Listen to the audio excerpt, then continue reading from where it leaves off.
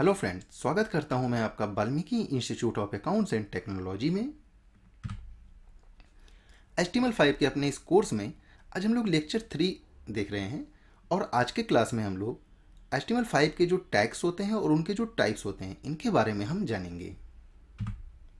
तो सबसे पहले हम लोग समझते हैं कि टैग क्या होता है, ये करता क्या है। तो जो HTML का टैग है वो एक कीवर्ड की तरह होता है। अगर आप किसी प्रोग्रामिंग लैंग्वेज से फैमिलियर हैं, जस्ट C++, जावा, तो आपको उसमें कीवर्ड मिले होंगे। हर प्रोग्रामिंग लैंग्वेज के अपने कीवर्ड्स होते हैं और उन कीवर्ड्स की एक खास बात होती है कि कंपाइलर्स को उन कीवर्ड्स की मीनिंग पहले से पता होती है कि अगर उन्हें ये कीवर्ड मिलते हैं तो उन्हें क्या करना है। उसी प्रकार से HTML के टैग्स हैं जो कि पहले से ही प्री डिफाइन है, यानी कि HTML टैग को हम नहीं बनाते हैं, वो पहले से बने बनाए हैं और इनकी मीनिंग हमारे वेब ब्राउज़र को पता होती है कि उसे किस तरीके से फॉर्मेट और डिस्प्ले करके कंटेंट को दिखाना है। यानी कि मुझे ब्राउज़र को बताने की कोई आवश्यकता नहीं है, वो HTML टैग को ही देख करके रीड कर लेते हैं और जान जाते हैं कि यूजर ये टैग क्यों लिखा है। अब जो HTML हमारे डॉक्यूमेंट्स होते हैं जिन्हें वेब ब्राउज़र हमारे रीड करते हैं, वे documents top to bottom read होते हैं, यानी कि ऊपर से पढ़ते हुए नीचे की तरफ आना और लेफ्ट से पढ़ते हुए राइट की तरफ जाना, जैसे कि हम लोग बुक्स रीडिंग करते हैं। सेम ब्राउज़र भी हमारे उसी तरीके से HTML डॉक्यूमेंट्स को रीड करते हैं। और जो हमारे HTML डॉक्यूमेंट्स होते हैं वो HTML टैग का यूज करके बने होते हैं और उन्हीं डॉक्यूमेंट्स को वेब ब्राउज़र हमारे रेंडर करते हैं और उन्हीं के प्रॉपर्टीज के अनुसार। अब जो HTML के कई टाइप्स के जो टैग्स होते हैं ये रिस्पॉन्सिबल होते हैं हमारे वेब ब्राउज़र को बताने के लिए कि हमें जो है आप इस उनको इंस्ट्रक्शन देते हैं कि आप इस तरीके से हमारे इस टेक्स्ट को, इस कंटेंट को डिस्प्ले करो। अगर हेडिंग का टैग है तो उसके भी अंदर जो कंटेंट लिखा गया वो हमारा हेडिंग की तरह आना चाहिए। अगर पैराग्राफ का टैग है तो उसके अंदर जो हमने कंटेंट लिखा वो एक पैराग्राफ बनना चाहिए। तो ये सारी चीज़ें जो डिसाइड होती हैं वो HTML के टैग्स से डिसाइड होती हैं और इनकी मीनिंग चूँकि पहले से ही ब्राउज़र को पता होती है, इसलिए ब्राउज़र इन टैग को देख करके ही जान जाता है कि ये हमारे हेडिंग का टैग है, ये हमारा पैराग्राफ का टैग है, ये हमारा स्ट्रक्चर का टैग है। जो भी चीज़ें हैं वो पहले से ही प्री डिफाइन है। तो चलिए अब हम लोग HTML टैग को समझते हैं।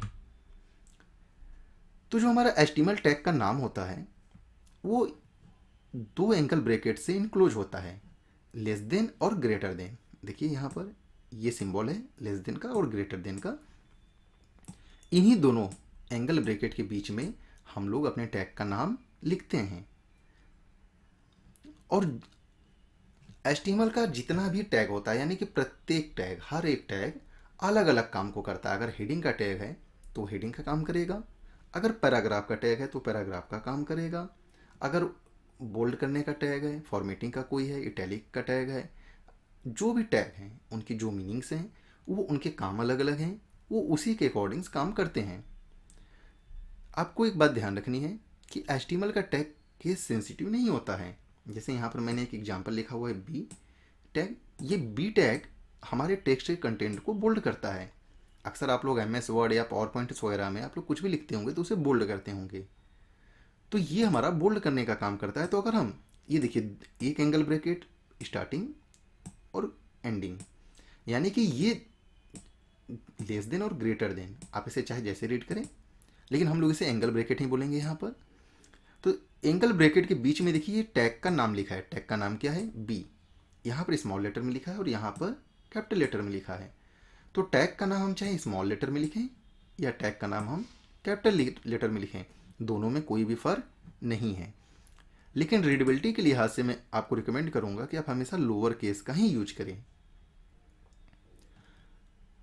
अगर आप किसी भी टैग को ओपन करते हैं तो हमें उस टैग को क्लोज भी करना चाहिए, लेकिन कुछ ऐसे टैग हमारे होते हैं जिन्हें क्लोज करने की कोई आवश्यकता नहीं होती है। जैसे आप यहाँ देखिए, हमने यहाँ पर H1 टैग लिखा है, ये हमारा हेडिंग टैग होता है, ये हमारा ओपनिंग टैग है, बीच में हमने कुछ कंटेंट लिखे हैं वाल्मीकि इंस्टीट्यूट, और यहाँ पर देखिए हमने क्लोजिंग टैग लिखा है। ओपनिंग टैग और क्लोजिंग टैग में कोई फ़र्क नहीं होता है।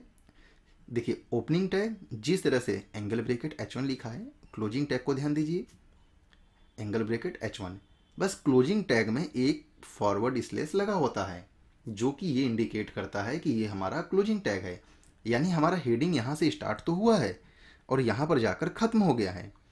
तो यदि हम जब भी किसी टैग को ओपन करते हैं यानी ओपनिंग टैग लिखते हैं तो हमें उसका क्लोजिंग टैग भी लिखना अनिवार्य है। लेकिन कुछ टैग ऐसे हैं जिनका क्लोजिंग टैग नहीं होता है, वो एम्प्टी टैग होते हैं। ये अभी हम लोग आगे थोड़ा समझेंगे।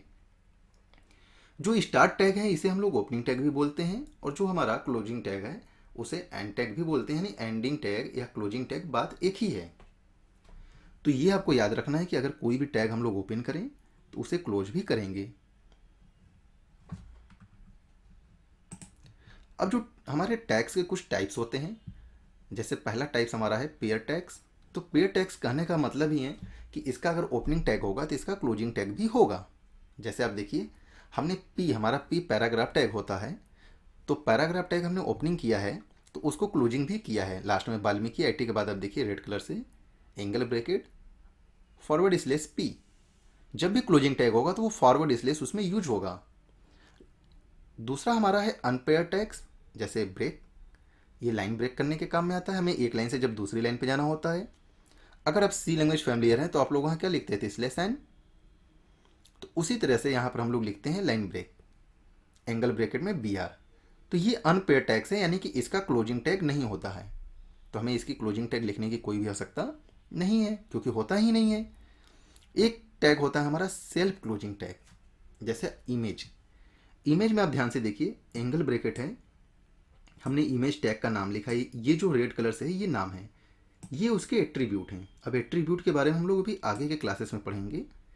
और यहाँ पर देखिए फॉरवर्ड स्लेस लग गया और एंगल ब्रैकेट क्लोज, यानी कि यहाँ पर एक ही एंगल ब्रैकेट है और उसी के अंदर इमेज टैग ने अपने आप को क्लोज कर दिया फॉरवर्ड स्लेस लगा के। इस टैग को ध्यान से समझिए।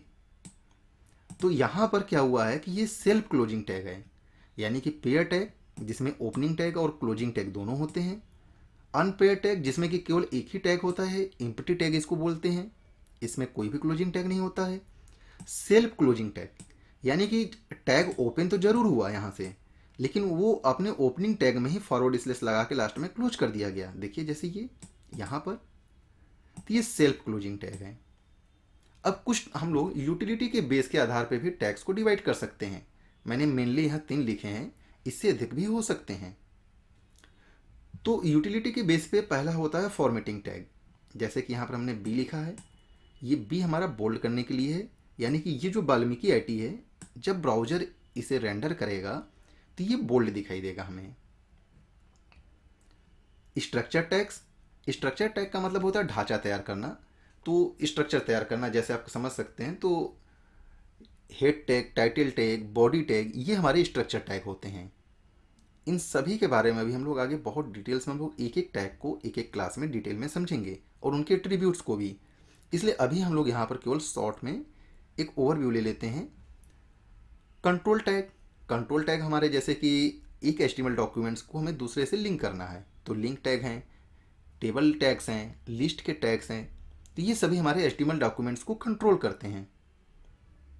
तो टैग्स के टाइप्स आपको कुछ समझ में आए होंगे और उम्मीद करता हूँ कि आपको आज का क्लास अच्छे से समझ में आया होगा। और यदि फिर भी कोई डाउट्स है तो आप हमें कमेंट करें या आप हमारे मेल पर आप मेल डालिए, मैं आपको ज़रूर रिप्लाई दूंगा।